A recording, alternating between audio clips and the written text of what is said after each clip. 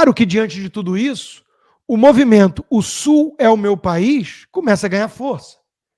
Como diz o Paulo Philippos, fazia tempo que eu não via tanta gente falando sobre o movimento O Sul é meu país, principalmente agora com os acontecimentos do Rio Grande do Sul.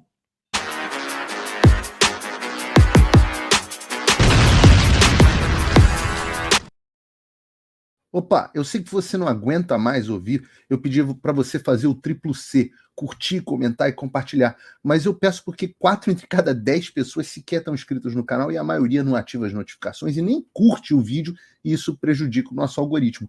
Então ajuda a gente aí. Obrigadão. Blá, blá, blá. E a gente sabe na prática o que isso significa. O mestre Guzzo detonou também. O governo Lula conseguiu colocar a Petrobras de novo, nos trilhos do desastre. Diz um dos poucos jornalistas da velha guarda sérios, né, que tem por aí. A indústria nacional, da qual Lula não para de falar, com tanta capacidade de construir petroleiros de classe internacional, quanto de fornecer foguetes especiais para a NASA, né? É tudo uma invenção. O mestre Roberto Campos pregava num deserto, chamava de Petrossauro, pregava já a privatização da estatal, numa época que levava pedrada de militares e socialistas, com o slogan, o petróleo é nosso. E quando o petista fala o petróleo é nosso, temos que acreditar, é deles. O Ogro Filantrópico, livro do Otávio Paz, Prêmio Nobel da Literatura mexicano, quando o México descobriu ali suas riquezas petrolíferas, ele escreveu o Ogro Filantrópico e disse, estamos fritos pela corrupção e pela megalomania dos burocratas. Não deu outra. A Pemex, a Petrobras mexicana, ajudou como instrumento o PRI da Internacional Socialista, essa existe, a da esquerda, a ficar 70 anos no poder. É o que quer o Lula. Aí chegamos no tema do Rio Grande do Sul. A intervenção branca com o governador paralelo Paulo Pimenta, que gerou críticas até entre os aliados do Lula, sobre a politização da tragédia no Sul, diz o Globo. Diz o Globo. No Estadão também. Coluna da Rosiane Kennedy. Por que Lula 3 está cada vez mais Dilma? E as consequências do risco reputacional. Fala do comando, da troca de comando na Petrobras, entre outras coisas. Lula não está mais agradando ninguém. O governo hoje não seria nada sem o STF e a Globo. O Brasil voltou. Ministro confirma que a JBS dos irmãos Wesley e Joesley Batista, a JBS assumirá operações do Porto de Itajaí. Que maravilha! O Brasil voltou, gente. Bom, falamos em Dilma também, né? Olha aí, nada na esquerda é honesto. Nada é crédito deles. Nada é mérito da esquerda. Crédito do NDB para o Rio Grande do Sul, anunciado por Dilma, lá aqueles $1 bilhão, foi aprovado no governo Bolsonaro. Operações divulgadas pela ex-presidente estão vinculadas a projetos elaborados entre 2020 e 2022, pelo Marcos Troijo. Ô, Dilma, coisa feia, hein? Bom,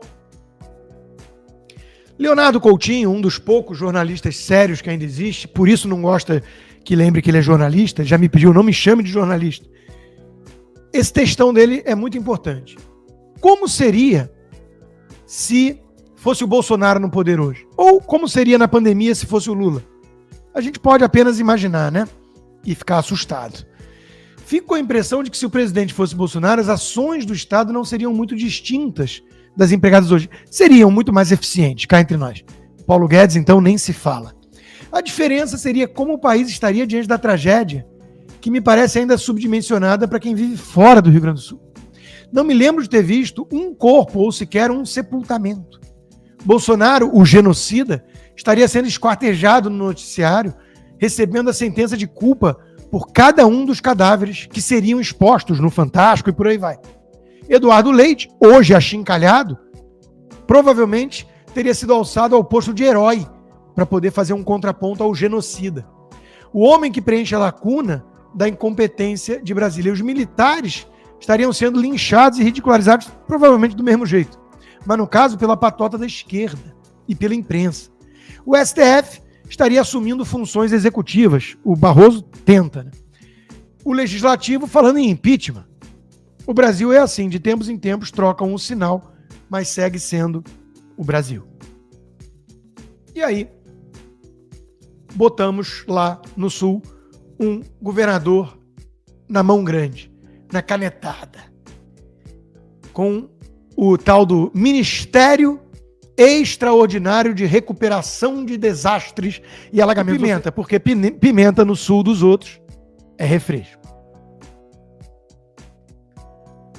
Nomeação de Pimenta gera críticas até entre aliados. Já tinha mostrado isso. Volto a esse assunto para dizer que todos estão constrangidos com o autoritarismo e a politização que Lula fez ao transformar em comício o anúncio de ajuda ao Rio Grande do Sul. Decisões políticas de Lula atrapalham o Rio Grande do Sul, Petrobras e Banco Central. Escreve o tucano Vinícius Torres Freire na Folha de São Paulo. Lula anuncia medidas a famílias do Rio Grande do Sul em evento com tom de comício em meio à tragédia, denuncia a manchete da própria Folha de São Paulo. Ninguém está conseguindo mais esconder o constrangimento, a preocupação. O que a Folha pensa? Editorial. Apoio ao Rio Grande do Sul não deveria ser partidarizado. Lula erra. Que suave, imagina se fosse Bolsonaro. Lula erra ao nomear potencial candidato do PT a governador para chefiar pasta destinada a coordenar socorro ao Estado. É um erro. Até o Josias de Souza, que não é nem esquerdista, nem direitista, nem taxista, mas um jornalista obcecado com Bolsonaro, portanto, escreve: Lula converte ato institucional de socorro aos gaúchos em comício. Estão todos constrangidos. Todos. À exceção da Daniela Lima, do William Bonner e talvez da Miriam Leitão. Por falar nela, até ela tentou dar um toque, mas com muita sutileza. A busca do tom certo na ajuda. O governo acertou nas medidas de apoio, mas errou na politização e roubou o seu show a trocar a presidência da Petrobras na véspera.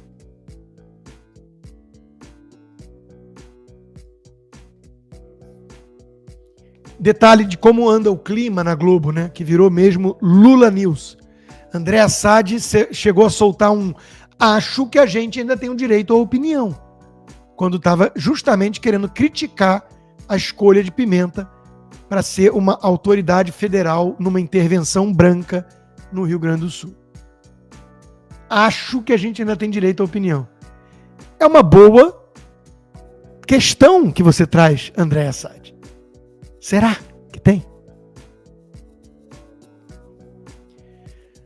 Diretor-geral da Polícia Federal diz que foco principal no Rio Grande do Sul é no policiamento ostensivo e no combate à fake news. Diz Daniela Lima na Lula News. Puxa vida, mas que prioridades, hein? Numa calamidade sem precedentes, não pela intensidade da chuva, mas pela configuração cosmopolita de hoje, com corpos boiando, com destruição de guerra, a preocupação deles, da Gestapo lulista, é perseguir quem critica o Estado. Que nem o Pablo Hortelado chama de fake news. Não, são opiniões, são opiniões. Aliás, o caso da Michele Prado ainda tem que dar muito pano para manga aí, né? Vamos ver se ela vai mesmo no Congresso. Eu estou aqui com um texto, eu não quero, o autor ainda prefere o anonimato, mas é a melhor descrição do caso Michele Prado. Ela que foi criazinha do Luciano Ayan, ligado ao MBL, e por aí vai. Uma traidora, né? Mas eu vou ler só o final aqui pelo tempo. Vendo isso, Michele, detentora de informações importantes, vem a público com uma denúncia gravíssima. A de que a primeira-dama do Brasil, vulgarmente chamada Janja, possui uma máquina de destruir reputações, pautar governo e imprensa. É o bunker da censura sendo explodido desde dentro, mostrando suas entranhas persecutórias. Essas sim antidemocráticas e odiosas, já que todas as acusações da própria Michele Prado e seu bunker censor jamais se confirmaram para cima da direita. Por um motivo simples: nunca houve provas, algo que, ao que parece, a própria Michele diz ter sobre o esquema da primeira-dama. Portanto, estamos assistindo e depurando a história da censura no Brasil, algo que, em pesquisa atual, assola mais de 60% da população, uma situação inimaginável para quem lutou pela alternância de poder na eleição de 2018.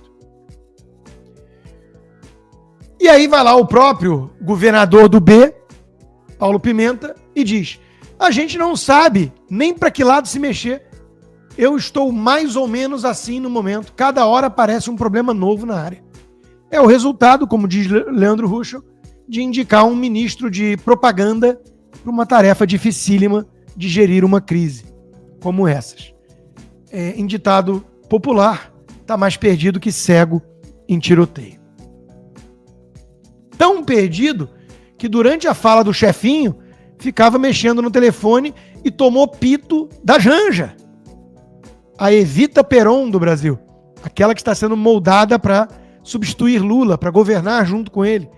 Já se sente à vontade em dar esporro em ministro, aquela que até ontem visitava criminoso na prisão para acalmá-lo. Claro que diante de tudo isso, o movimento "O Sul é o meu país" começa a ganhar força. Como diz o Paulo Philippos, fazia tempo que eu não via tanta gente falando sobre o movimento "O Sul é meu país", principalmente agora com os acontecimentos do Rio Grande do Sul. Cresci ouvindo sobre ele, mas achei que já havia morrido. E aí, o que você acha disso?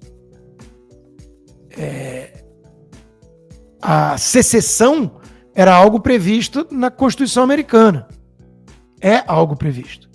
O federalismo é algo levado muito a sério nos Estados Unidos. No Brasil nós temos a cena do crime, graças ao STF, indicando um governador na mão grande, de fato, para substituir o eleito, o comunismo avançando. O Sul é um povo aguerrido. O Sul teve Farroupilha e tantas outras coisas que mostram que não está muito de brincadeira para deixar o MST tomar conta, junto com a China, do agronegócio. O que vai sair disso? Eu não sei, eu não faço campanha para nada. Eu faço análise. E a minha análise é de que o caldo pode entornar em algum momento, porque a turma está abusando demais. Quem diz isso é um procurador, advogado e procurador do Estado.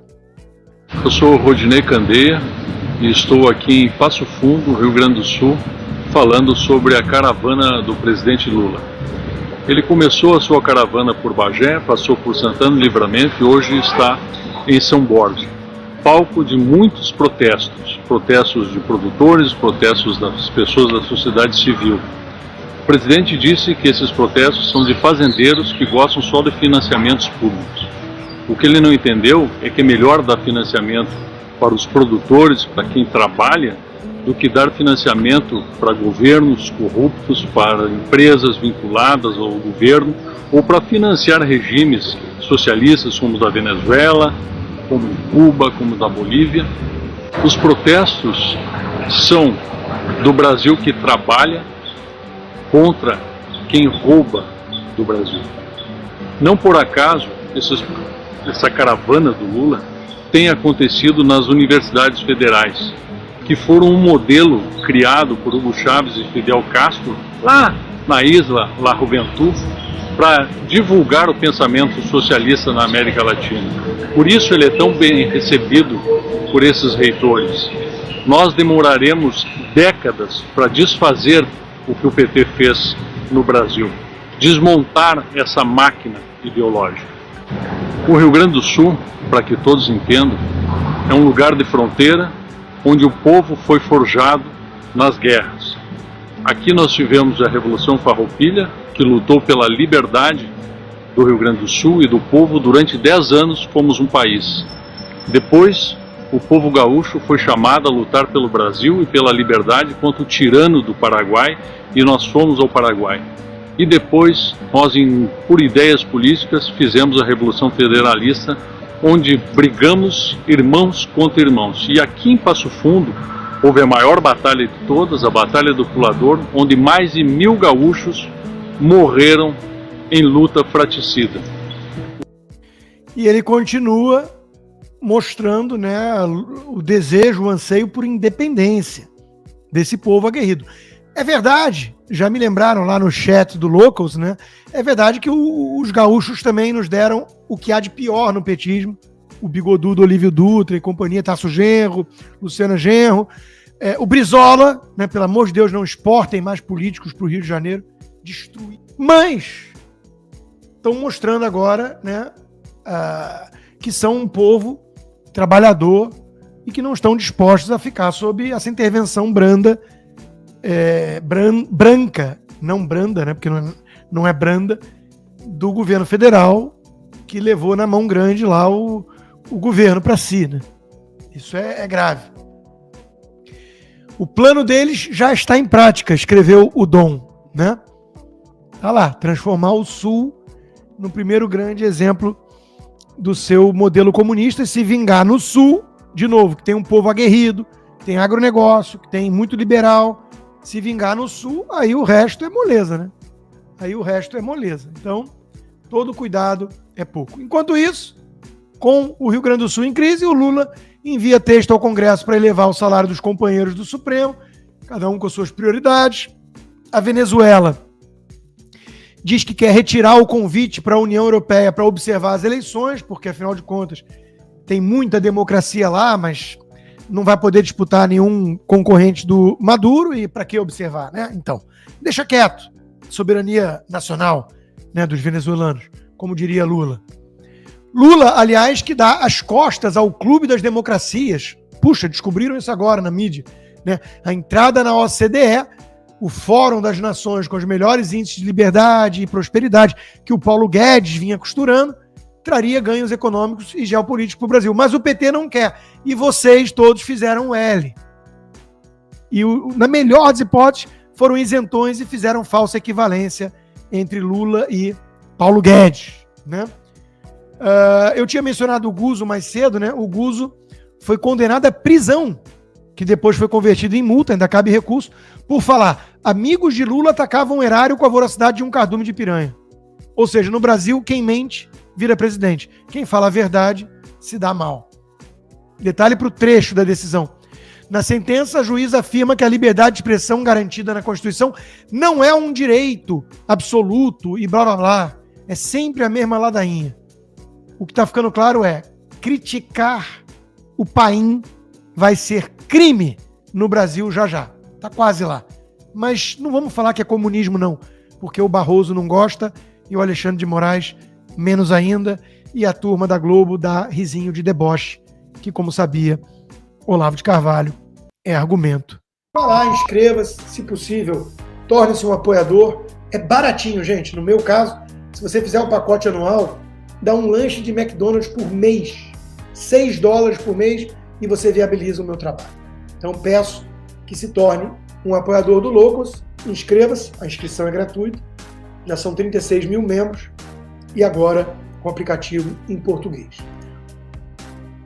Opa, eu sei que você não aguenta mais ouvir, eu pedi para você fazer o triplo C, curtir, comentar e compartilhar, mas eu peço porque 4 entre cada 10 pessoas sequer estão inscritas no canal e a maioria não ativa as notificações e nem curte o vídeo, e isso prejudica o nosso algoritmo. Então ajuda a gente aí. Obrigadão.